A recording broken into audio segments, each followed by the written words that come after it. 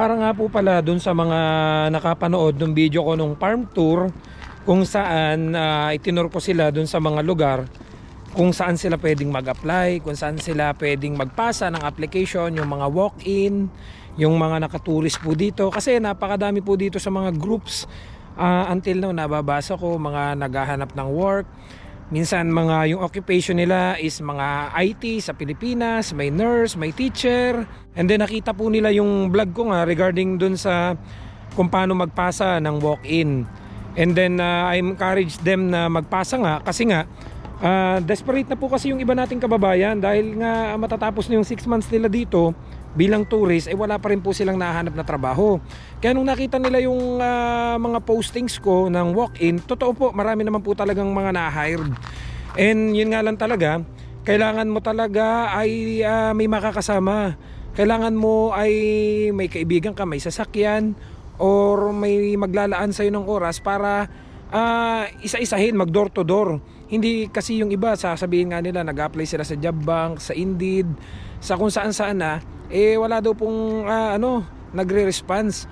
Kaya nung nakita nila yung vlog ko, marami pong nag-message, nagpapasama, puntahan daw namin, anong oras daw ako pwede, anong araw daw ako pwede.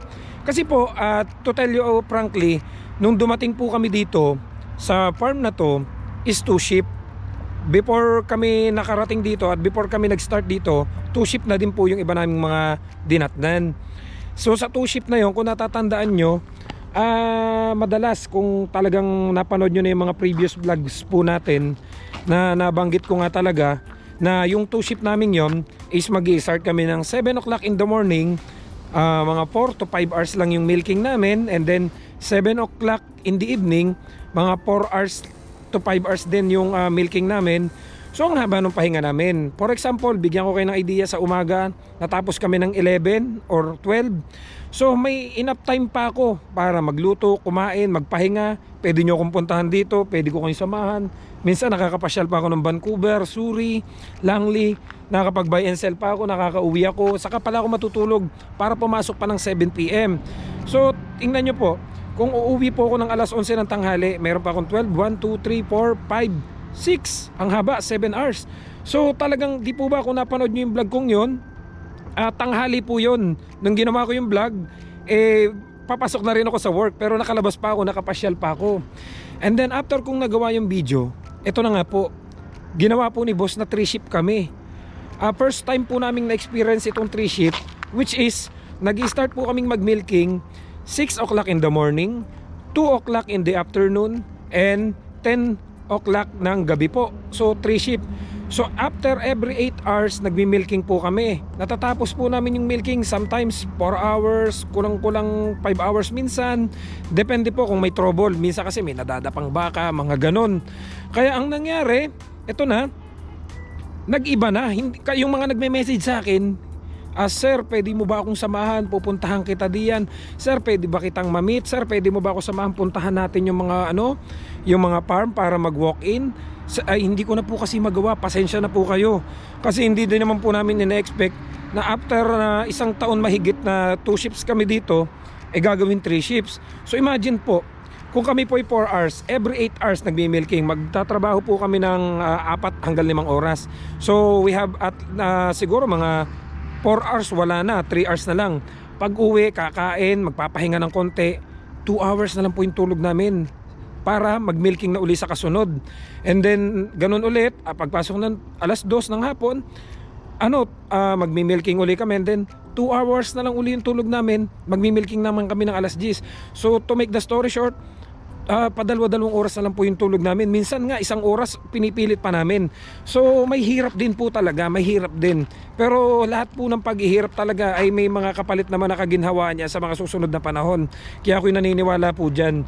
Wala po kaming magagawa, kami po ay temporary foreign workers.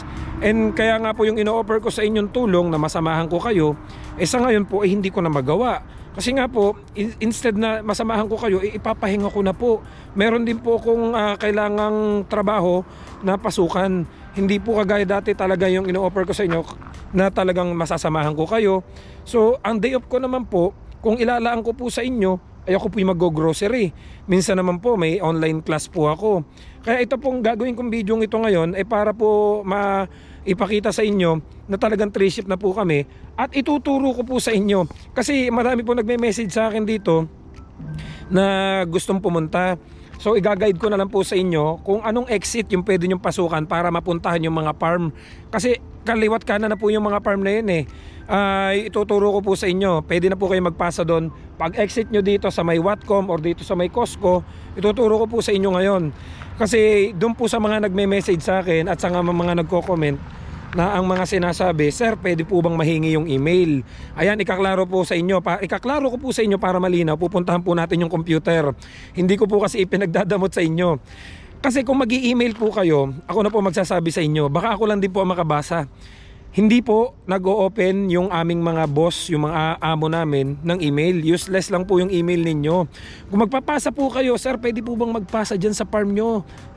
Pwede ko po bang makuha yung email? Pwede ko po bang makuha yung number?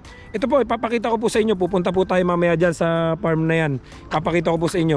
Kung magpapasa po kayo sa email, ay baka kami lang din po yung makabasa. Kasi hindi naman po nag-o-open ng email si boss. And doon naman, gaya nga po nung minsan kakwentuhan ko si boss, alam nyo po sagot sa akin, Facebook is waste of time. Hindi po siya nagpe-Facebook, number lang po. Ngayon, hindi ko naman po pwedeng ibigay sa inyo yung number ni boss.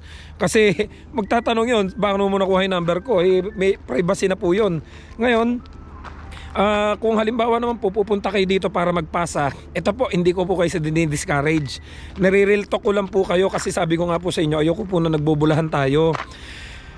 May mga pumunta po dito nung minsan, nag-comment do sa page ko, and then may nag-comment din dito sa YouTube ko. Sir, galing ako dyan nung minsan nagpasa. Saktong-sakto kakwentuhan namin si boss. Sabi niya, may nagpunta dito mga Pilipino, nagpasa sa akin ng resume. Ito po, hindi ko po kayo sa dinidiscourage. Sasabihin ko lang po sa inyo yung totoo. Kung pupunta po kayo dito at magpapasa po kayo ng resume doon sa mismong amo namin, is useless. Alam niyo po kung bakit? Kita po naman namin, alam po namin kung saan napupunta yung papel.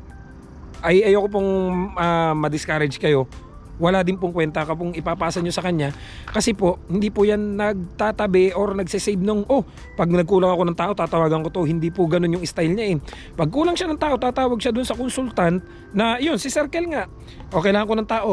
Or kung may mga repair kami, yung mga kasama ko, yung mga kasama ko, may tao ka bang gustong ipasok mo.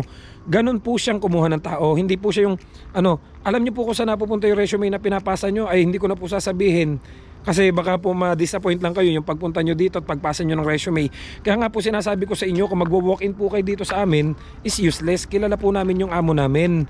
Ngayon, ito po para malinaw, doon sa mga nagtatanong, paano ba kayo nakapasok diyan? Ito nga po, kagaya po ng dinadanas nung iba na dumating dito na naghahanap ng employer, kagaya nitong mga nagme-message sa akin lately na hindi maganda yung dinatnan, na mga nakaturis, na gustong maghanap ng trabaho. Ang ginawa po namin, nag-join po kami sa mga group, naghanap po kami ng mga contact na nag-offer ng LMIA. Nag-o-offer po ito ng LMIA. Itong amo namin. Tama po, nag-o-offer. Kasi may mga nagtatanong sa akin, sir, di po ba sabi nyo nag-o-offer po ng LMIA yung employer ninyo? Baka naman po pwede kami. Paano po kayo o-opera ng LMIA? Ito nga po yung explain ko dun sa mga nag-message sa akin nung minsan eh. Sir, di po ba sabi nyo nag-o-offer ng LMIA? Baka naman po pwede kami. Ay, na-explain ko na nga po sa inyo. Wala pong bakante sa ngayon. Kompleto po ang tao. Paano po kayo o-opera ng LMIA nung employer namin? Kung walang bakante, saan po kayo ilalagay?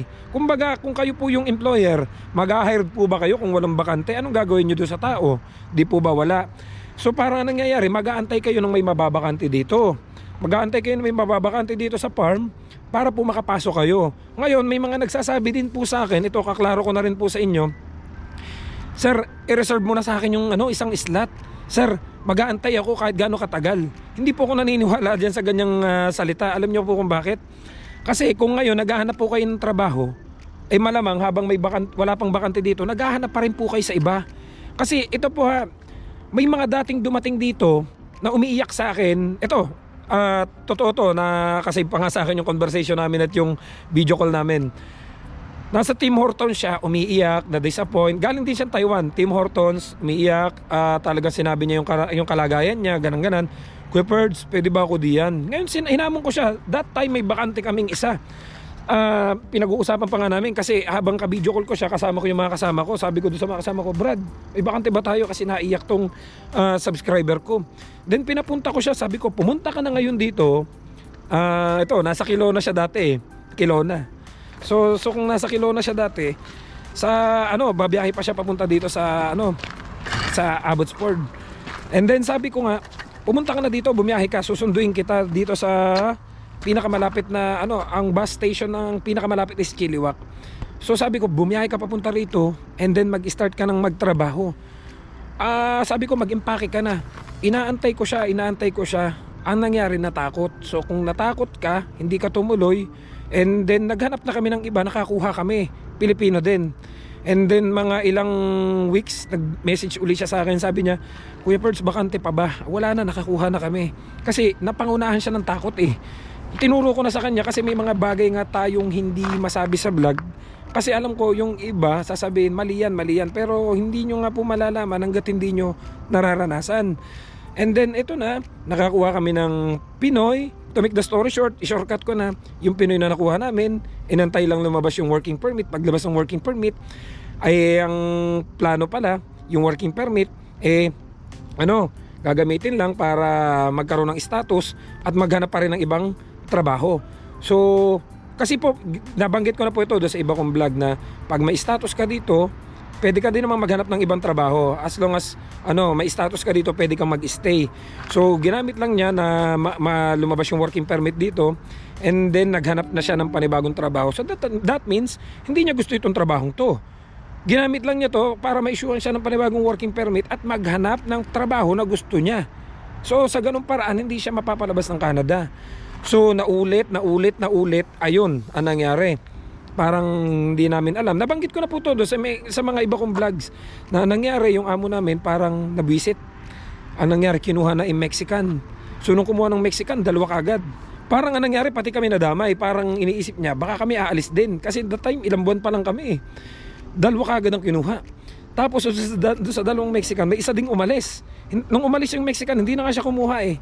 So narinig namin, parang yung palang kinuhang yun, reserba. Kung sakaling kami naman yung aalis nung kasama ko lumipat dito. So parang nagdududa na siya na may pupunta dito, aalis, hindi magtatagal. Ay kami po talaga, nagtiyaga po kami dito kasi okay naman po kung napanood nyo iba kong vlog, talaga nakakaipon, may mga support naman kami natatanggap, pagkain, ground beef, egg, etc. Mura yung accommodation. Kaya ganun po yung naging sitwasyon. Hindi na siya ngayon kumukuha. Pero gaya nga po na sabi ko sa inyo, kung sasabihin yung i-reserve ko sa inyo, mahirap po yun. Unang-una, hindi naman po ako yung tao lang dito.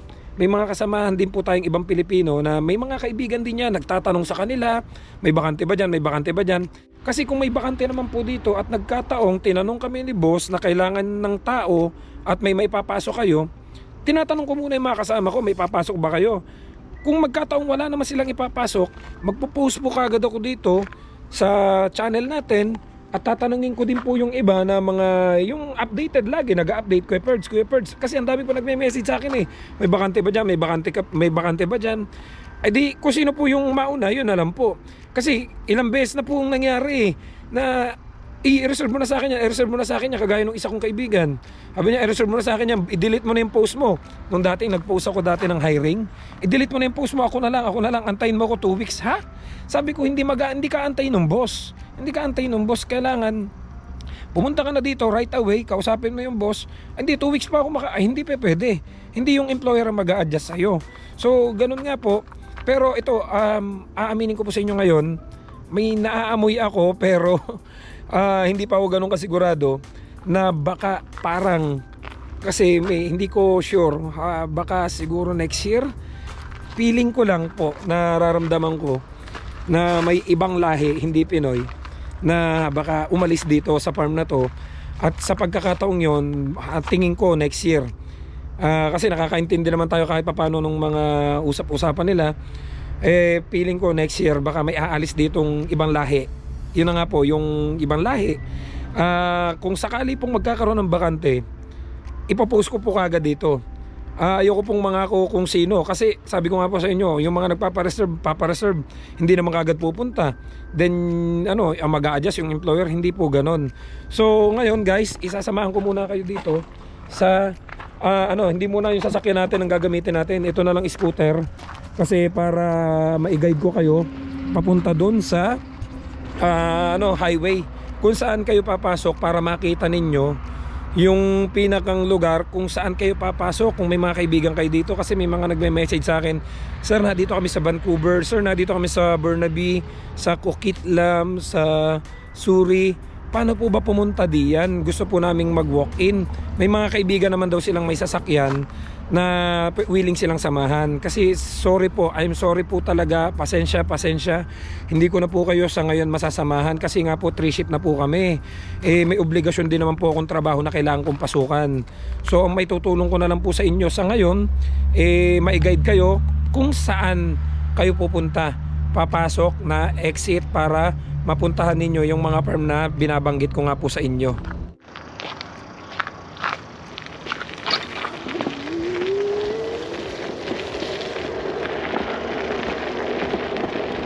So sobrang lamig na dito. Kaya lang ayokong gamitin yung sasakyan kasi hindi nyo makikita yung mga dadaanan natin eh. Yan kabilang yan, highway na yan, kalsada na yan.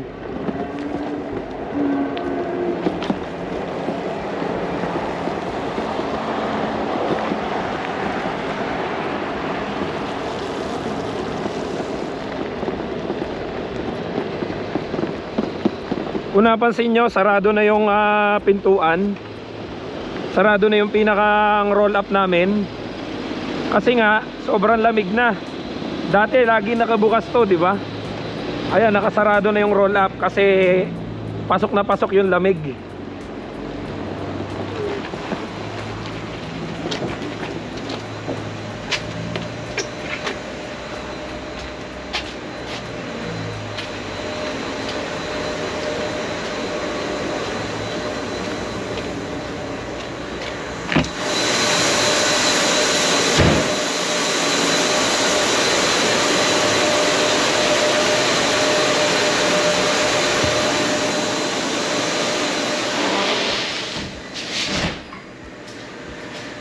Yan. Kung nakita nyo, nag-i-start na silang mag-milking, anong oras na dito? Pakita ko sa inyo. Oh. Now is 2:30. 2:30 ng hapon. Dati hindi ganyan kaming oras mag-milking. Pero ngayon, yan, nagmi-milking na kami ng ganyang oras. And then ito yung computer na sinasabi ko sa inyo. Yung email nyo, dito lang yan lahat papasok. So, useless din po kung kalimbawa't mag-i-email kayo dito. Kami lang din na makakabasa. Hindi po yan na, ayan, kagaya yan, oh. Kami lang din po ang makakabasa ng mga email ninyo. So, tara.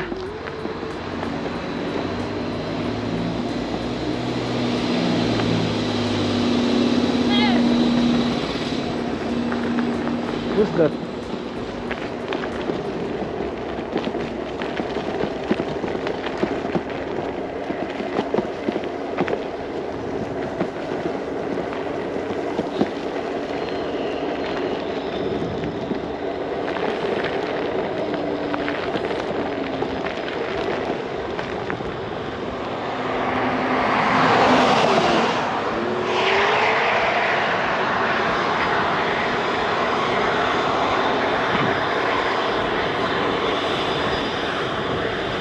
Ayun, bahay ni boss. Itong nasa left side ko is blueberry farm. Kaya nga lang mag-i-snow na ngayon, so hindi na siya mapapakinabangan. After ng snow na ulit yan, magbubunga.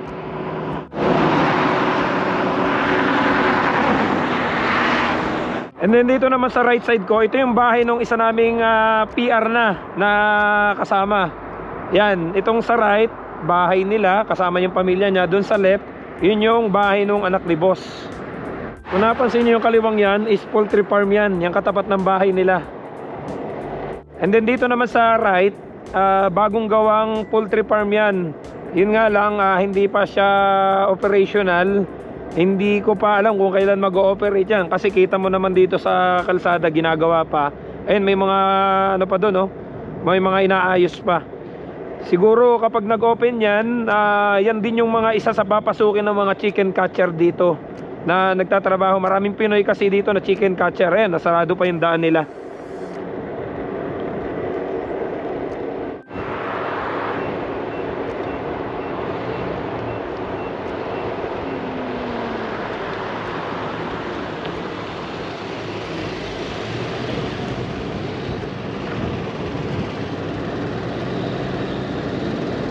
Itong sa right side ko, school yan, elementary school. Nadaanan na natin yan nung minsan.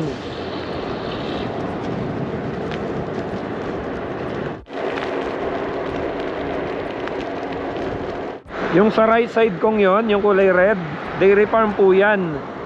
And then dito naman sa left side ko, yung red, dairy farm din po yan. Then may katabi pa siyang dairy farm pa din dun. Yung kulay gray na yon, dairy farm din po yon. Dairy farm yon, dairy farm at dairy farm din po yan. Yan, kung napasin nyo to, may arrow. Farm Tour, Birchwood Dairy, British Columbia Agri-Tourism. Yan pong papunta doon, puro farm na po yan. Itong pinakang kantong to na makikita nyo, yan, ito po yung pinakang kanto.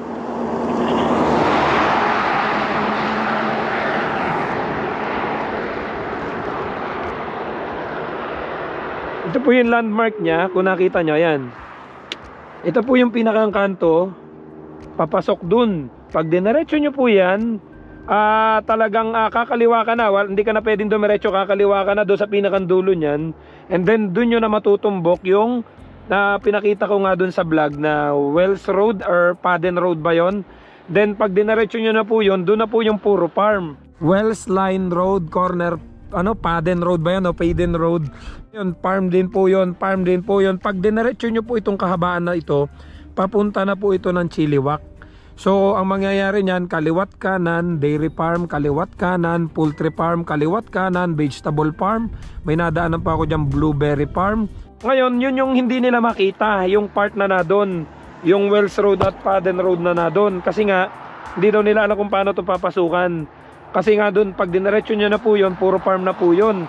Ngayon, dito tayo ngayon dadaan. Pakikita ko sa inyo kung saan kayo papasok. Ito po is, ayan, Watcom Road na po ito. Watcom Road and Niles Road na yan. So, yan, dito muna tayo para mapuntahan nyo yung lugar doon kung saan maraming farm na sunod-sunod. Ito po yung highway para alam nyo kung saan kayo mag-e-exit. Yun o, farm din po yan. That is farm din. Ito, blueberry farm din to. Kaya nga lang, mag-i-snow na. So wala na, hindi na mapapakinabangan yan. Sa summer na ulit. Ito nga palang land na to ay isa sa lupa ni boss. Dito din yung tatanim sila din ng mais dito para stock na pakain. Yan, nakaka-harvest lang yan. Kung nung nakaraan, pumupunta pa sila dito para i-harvest yan at dun din dadalhin sa farm namin. Ayan na yung highway, oh. Yan, ito na yung exit, ito na yung highway. And then, ayun yung Castle Fun Park, yung amusement park. Kung gusto nyong mag-go-kart, mag-rides, mag-video games, yan, marami po diyan. Yan, highway na to.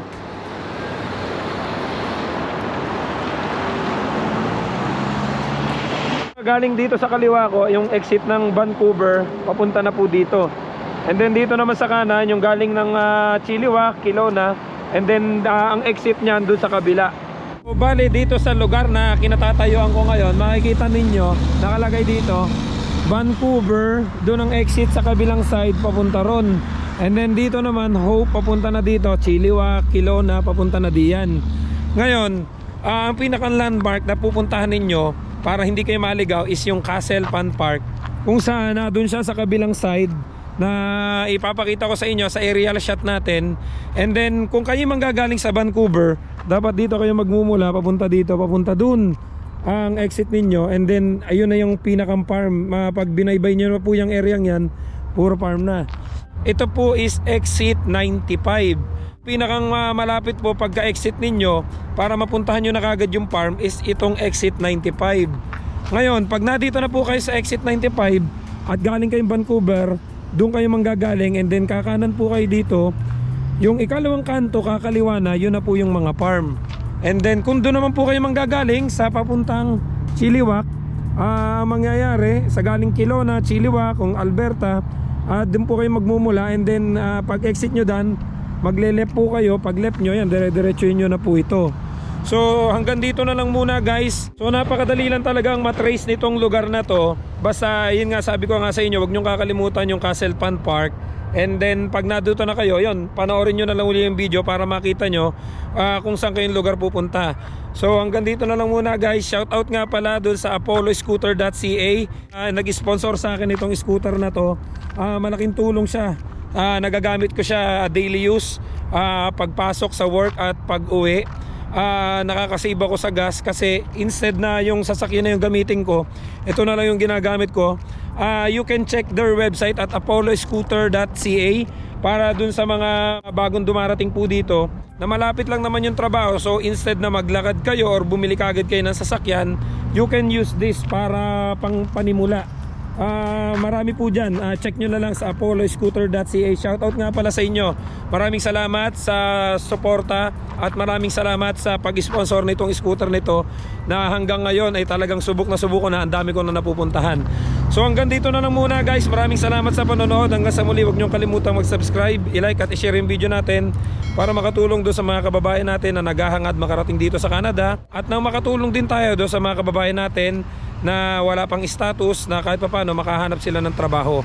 So see you guys sa next vlog. Maraming salamat sa panonood. I love you all. God bless. Bye bye.